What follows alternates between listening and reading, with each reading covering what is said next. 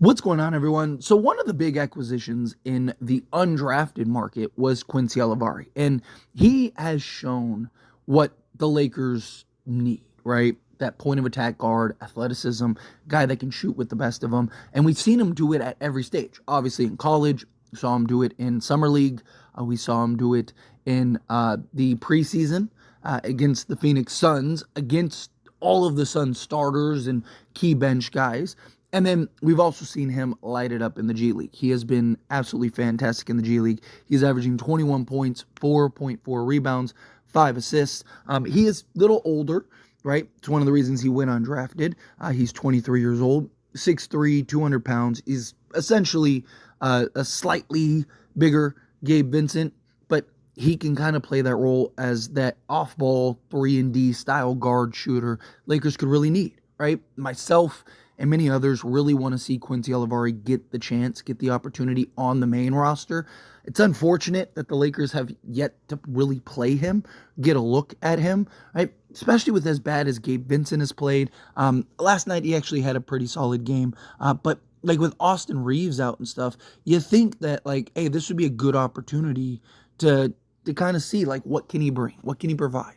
Is he ready at an NBA level, or is he a guy that's just, he's not quite there yet? Which, even if he's not quite there yet, it's fine, right? He's a rookie. Give him a year or two. Let's see what he does. Let's see what he can do. But it looks like Olivari and the hype for Olivari has not slowed down. So Quincy Olivari recently just signed with Steph Curry and his shoe brand. So check this out. Per Shams, First Circle life moment. Lakers two-way guard Quincy Olivari is finalizing a shoe endorsement deal with Curry's brand, Steph and Curry, a standalone venture at Under Armour. Sources tell ESPN, reported on NBA Today. Also, he ended up following up with Olivari is set to become the second active NBA player to sign with Curry brand, joining Kings star De'Aaron Fox, who received a signature shoe that debuts today, right? That is quite the company, right? Talking about Quincy, Steph Curry, and De'Aaron Fox, right? Like, De'Aaron Fox is all-star level point guard, one of the better point guards in the league. The dude is absolutely special. Every year, he's one of the best fourth quarter closers in the game. Obviously, Steph Curry is one of the greatest point guards to ever play the game, completely revolutionized and changed the game and really opened the path. And Quincy has really opened up on just like kind of getting this full circle life moment of like, he idolized Curry, grew up watching Curry, try to emulate Curry, obviously with the shooting and stuff. There's even like he was sharing videos and footage and stuff of him as a kid, meeting Curry and stuff. And now fast forward all these years and, he's hanging out and taking pictures with Steph, and now he's signing a shoe deal. A shoe deal. He's a G League guy. The only other player that has a shoe deal is De'Aaron Fox, right? Under Curry's Under Armour, right? So like the fact that a G League guy, this means Curry really believes, and Under Armour really believes in Quincy Olivari, right? They really believe that at some point he is going to make the main roster for the Lakers and be a key contributor at some point. And look, I think there's an argument now that he could potentially do that. He's a guy that I do think kind of fills a lot of needs that the Lakers have. Another three-point shooter, another guy that can be on ball, off ball. I know people have concerns about like his turnovers in the G League, right? So like to go over like his stats. So he's playing 32.2 minutes.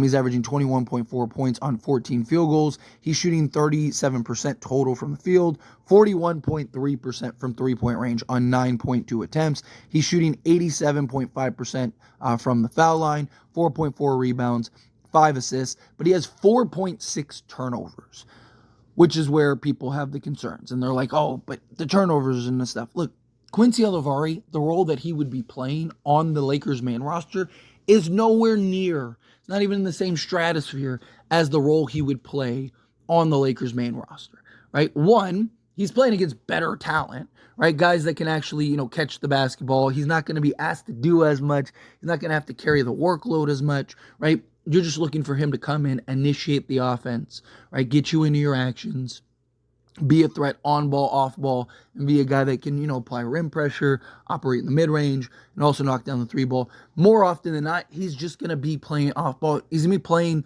the Gabe Vincent role, right? Point of attack guard, knock down the open three, right? While LeBron and AD and everyone else, and then that would give him, a year, 2 years to kind of learn the ropes, get the understanding, grow the strength, see the court in ways that he just, not currently seeing it.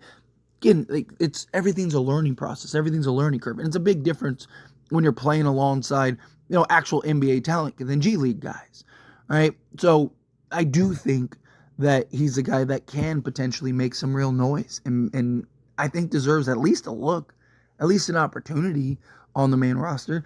Also, if the Lakers really do have plans on making several trades, right? There are reports that the Lakers are aware that they need to make likely several moves, right? Well, you're probably giving up more guys than you're getting back because you want more higher end guys. So chances are there's going to be a roster spot or two that maybe opens up where you're going to need a guy or two, and you may end up needing a guard. You may end up needing a point guard. And so to me, it's like, I'd like to see what Quincy Olivari can do now. So that way, if you do end up needing a guy, you already know, does Quincy got it or does he not?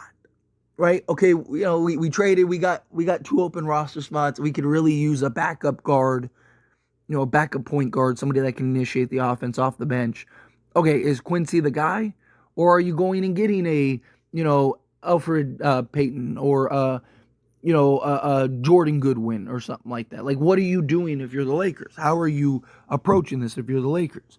But if you already know, okay, Quincy can come in and play that role, Quincy can come in and be that piece that we need, well, then now you already got it out of the way. Now you don't have those concerns. Now you don't have those worries of like, okay, well, where are we going to get this production from?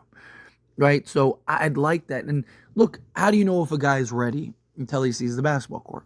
Also development, right? Like, how do you know if a guy's ready and gaining development unless he sees the basketball court, right? You got to give guys opportunity. You have to give guys a chance.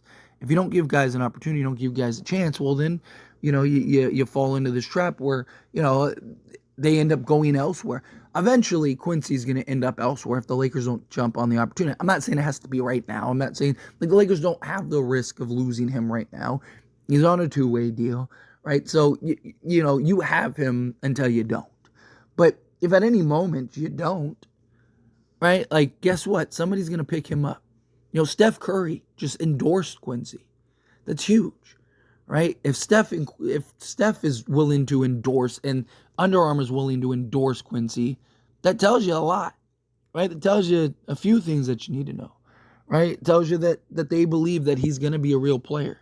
He's going to be a real baller in this league, that he's going to be a guy that can actually do some things and is eventually going to reach the heights and the role that, he needs to play, and I'm really excited for Quincy and his future. I really do think he's a guy that, like I said, can make an impact now. Obviously, you don't know until he actually gets the role. We've seen him, like I mentioned earlier, we've seen him do it at every level. We've seen him play the role at every level. But big difference between like one game in summer league or in a preseason against the Suns and on a nightly basis, right? Game in, game out, can he produce? We know on any random night he can do that. We know that, he's a guy that go get you 20 plus on a night, but is he a guy that can, consistently put together? There's a lot of guys that have been great in the G League, great, and are never able to really translate to the NBA. There's a lot of guys that are clearly better than everyone in the G League and never translate to the NBA. Right? It's not the same game, not the same talent, not the same size, physicality, all of that. Right? So there's a lot of factors that go into it. But I'm rooting for Quincy, and the fact that Steph just endorsed him, I think, is very telling. But anyway, as always, this is a discussion, and I pass a question on you. Let me know your thoughts and opinions down in the comments below. What do you think? How do you feel? What are your thoughts? Do you think Quincy has big things coming? Are you excited for Quincy and kind of like what he's going to do for this team, in the future and going forward? Do you think that like he deserves an opportunity? Do you think he deserves some run? Hey, look, Steph just vouched for him, right? Steph just said, hey, like, I believe in this guy. Again, however you feel, whatever your thoughts are, either way, I would love to hear it. So let me know down in the comments below. That being said, if you haven't liked this video, hit that like button. Helps me a lot. So we enjoy these types of videos, and I truly appreciate it. Not subscribe channel, hit that subscribe button. Turn on the bell notifications. Appreciate y'all. See you in the next one. Thank you.